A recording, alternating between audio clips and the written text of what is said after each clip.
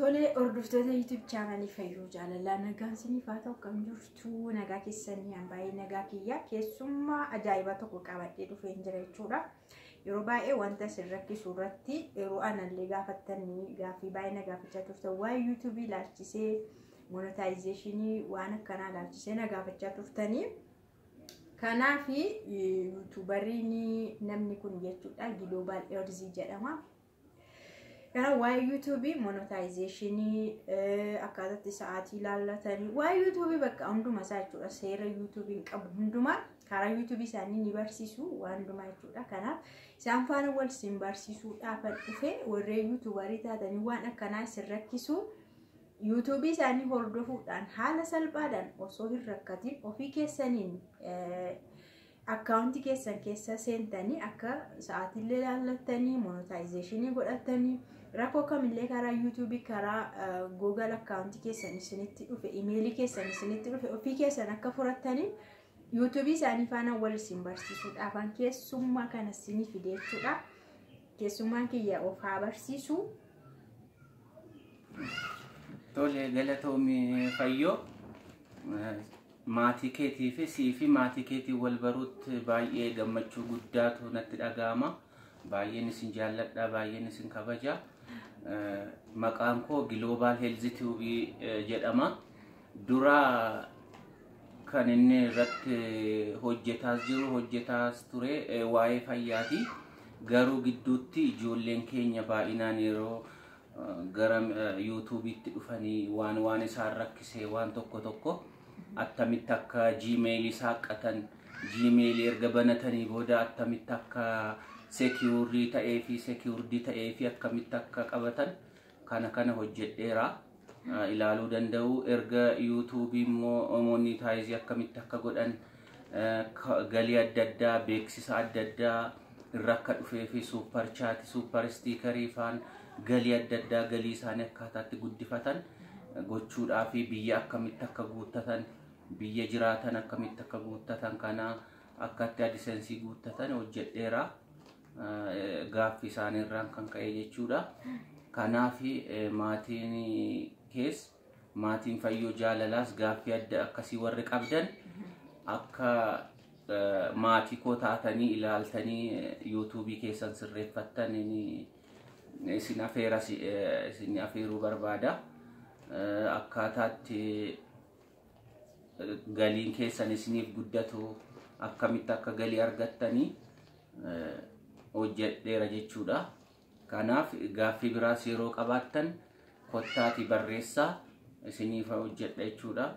Fayyaa irrattis immoo akkuma kana waa'ee fayyaa ilaalchisee gaaffii adda addaa yoo qabaattan viidiyoon akka irratti isiniif hojjetamu yoo barbaaddan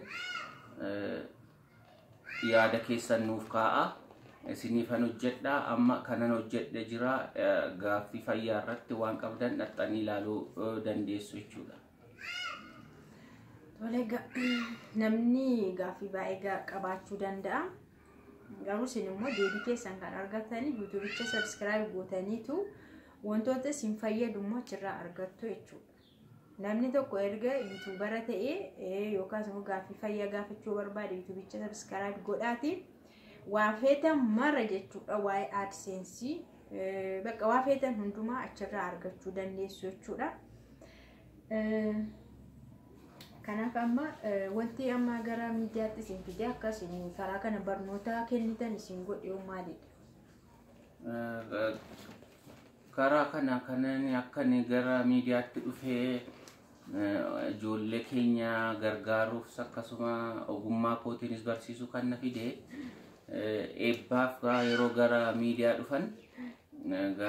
dhufanii yeroon argu edaa Itoophiyaa keessa taa'anii YouTube hojjechuun ni dandahama. Akkasitti jedhee gaafan ilaalu isaan fakkeenya naa taanaan gara miidiyaa dhufee jechuun barbaada. Kanaaf akkaataatti galii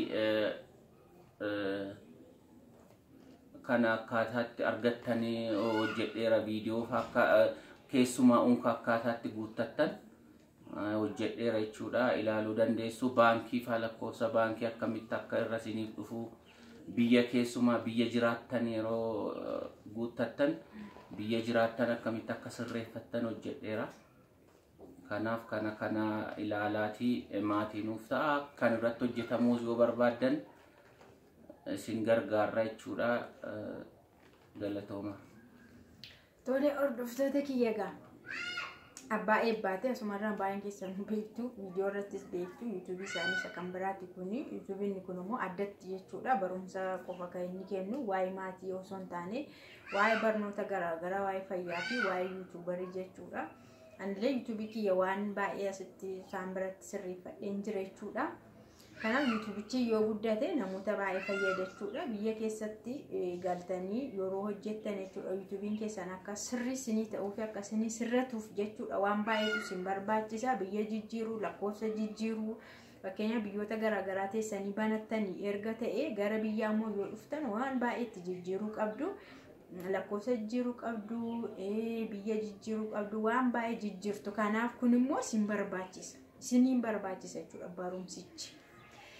Kanaaf hordoftoonni kiyya maatii taatanii fi akka deeggartan YouTubichis akka guddatu namoonni baay'een illee akka irraa barataniif jechuudha.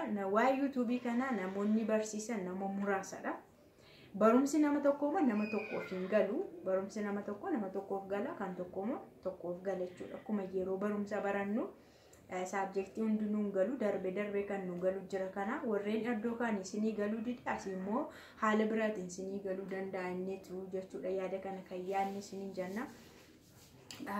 Itti dabaluuf immoo ijoolleen keenya fakkeenyaaf kan warri afaan Oromoo sirriitti hin gallee fi afaan Amaaraatiinis isuma afaan Oromoon hojjetame afaan Amaaraatti kamee qobaatti fe'amaa jira waan ta'eef kanaaf ijoolleen keenya warri afaan Oromoo sirriitti hin dandeenyu jettan afaan Amaaraatiinis gargaaramuu dandeessu jechuun barbaada. Kanaaf walumaa galatti immoo itti dabalatee immoo maatii kana karaa sana sappoorti gochuudhaaf jechuudha. Maatii kana hundi keessanuu beektu jechuudha. Akkamitti akka jiraatanii daa'ima akkamii akka qabanii hundi keessanuu beektu. Kallattiidhaan waan tokko namaa kennuu irra wanta namni sun fidate sana deeggaranii yoo guddisan gargaaruu jedhama. Innaa kana isiniin jennaan dhumarratti waan itti dabaluu yoo jiraate.